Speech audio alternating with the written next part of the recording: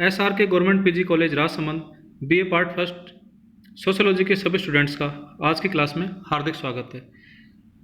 Dear students, आज हम आपके paper first introduction to sociology इसकी यूनिट सी के टॉपिक भूमिका का अर्थ और परिभाषा इस पर चर्चा करेंगे। भूमिका की अवधारणा का सबसे पहले प्रयोग मनोविज्ञान में व्यक्ति के व्यवहार और मनोविश्लेषण के संदर्भ में मीड, न्यूकोम, मेरिनो आदि मनोवैज्ञानिकों के द्वारा किया गया। समाजशास्त्र में भूमिका को परिस्थिति का गतिशील या व्यवहारिक पहलू माना जाता है। परिस्थितियां तो धारण की जाती हैं, जबकि जो भूमिका है वो भूमिका का निर्वाह किया जाता है। एक परिस्थिति धारण करने के कारण व्यक्ति जो कार्य करता है वह उस पद की भूमिका है, अर्थात व्यक्ति अपनी परिस्थिति के अनुसार जो कार्य करता है वो कार्य उसकी भूमिका है। जैसे राष्ट्रपति का पद एक परिस्थिति है और इस परिस्थिति से संबंधित कुछ महत्वपूर्ण दायित्व होते हैं, कुछ महत्वपूर्ण कर्तव्य होते हैं। ये कर्तव्य और दायित्व ही उस राष्ट्रपति की भूमिका के अंतर्गत आते हैं। इसी प्रकार से हम दूसरे पद और परिस्थितियों के उदाहरण से हम भूमिका को समझ सकते हैं। अब इसकी कुछ परिभाषाएं हैं जो विद्वानों ने दी हैं। इनमें से फेयरचाइल्ड के अनुसार भूमिका किसी भी व्यक्ति का समूह में वो अपेक्षित कार्य या व्यवहार है जो समूह या संस्कृति के द्वारा परिभाषित किया गया है। अर्थात फेयरचाइल्ड कहते हैं कि भूमिका किसी भी व्यक्ति का समूह में वो अपेक्षित कार्य या व्यवहार होता है जो समूह या संस्कृति के द्वारा परिभाषित किया गया हो।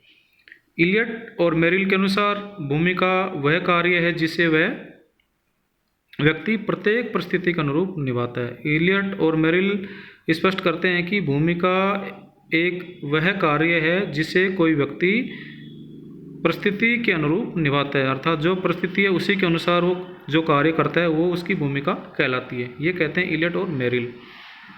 ब्रूम और सेल्जनिक के अनुसार एक विशिष्ट सामाजिक पद से संबंधित व्यवहार के प्रतिमान को भूमिका के रूप में परिभाषित किया जा सकता है। अर्थात ब्रूम तथा सेल्जनिक स्पष्ट करते हैं कि जो भूमिका है वो भूमिका एक विशिष्ट सामाजिक पद से संबंधित व्यवहार के प्रतिमान के रूप में होती है। अर्थात व्यक्ति का एक जो सामाजिक पद होता है उस पद से संबंधित जो व्यवहार है उस व्यवहार के प्रतिमान के रूप में ब्रूम तथा सेल्जनिक ने भूमिका को परिभाषित किया है।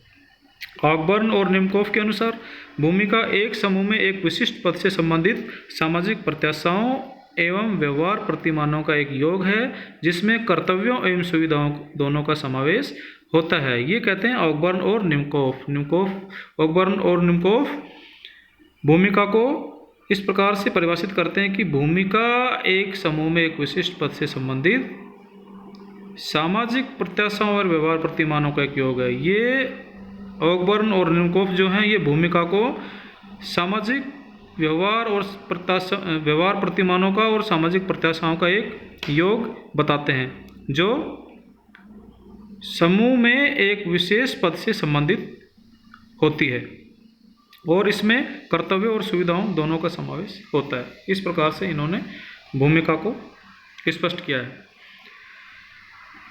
हार्टन और हंट के अनुसार एक विशिष्ट सामाजिक पद धारण करने के फलस्वरूप व्यक्ति जिस प्रकार का व्यवहार करता है उसे भूमिका कहते हैं। हार्टन और हंट भूमिका के संदर्भ में कहते हैं कि भूमिका वो है जो व्यक्ति जब एक विशिष्ट सामाजिक पद को धारण करता है, अर्थात समाज में व्यक्ति का जो पद होता है उस पद के धारण करने के फलस्वरूप व्यक्ति जिस प्रकार का व्यवहार करता है वही उसकी भूमिका होती है। जैसे सामाजिक पद कोई भी ले सकते हैं कि जैसे समाज में व्यक्ति का पद है, परिवार में पिता के रूप में है, तो पिता के पद के रूप में व्यक्ति जिस प्रकार का व्यवहार करता है उसे ही उसकी भूमिका कहते हैं।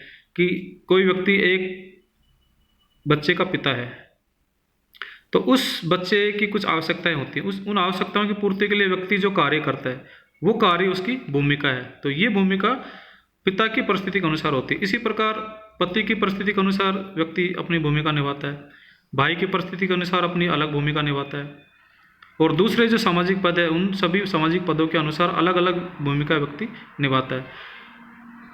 और व्यक्ति का कुछ व्यावसायिक पद या सरकारी सेवा का पद या किसी प्रतिष्ठित कंपनी में कार्य करने का पद हो सकता है।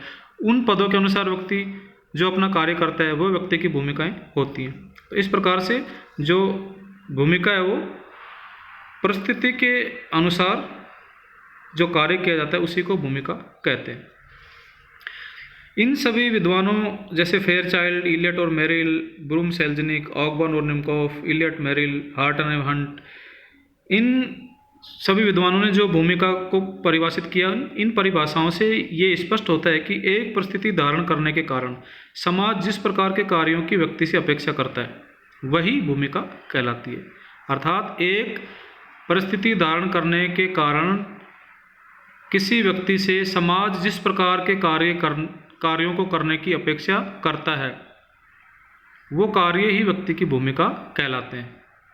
तो जो भूमिका है ये परिस्थिति का एक व्यवहारात्मक और गत्यात्मक पहलू है, क्योंकि जो व्यक्ति है वो परिस्थिति के अनुसार ही व्यवहार करता है और परिस्थिति के अनुसार ही कार्य करता है। जो व्यक्ति की भूमिका कहलाती है। इसलिए भूमिका परिस्थिति का व्यवहारात्मक और गत्यात्मक पहलू है। इस प्रकार आज हमने स्टडी की भूमिका या रोल, भूमिका का अर्थ और परिभाषा। Thank you.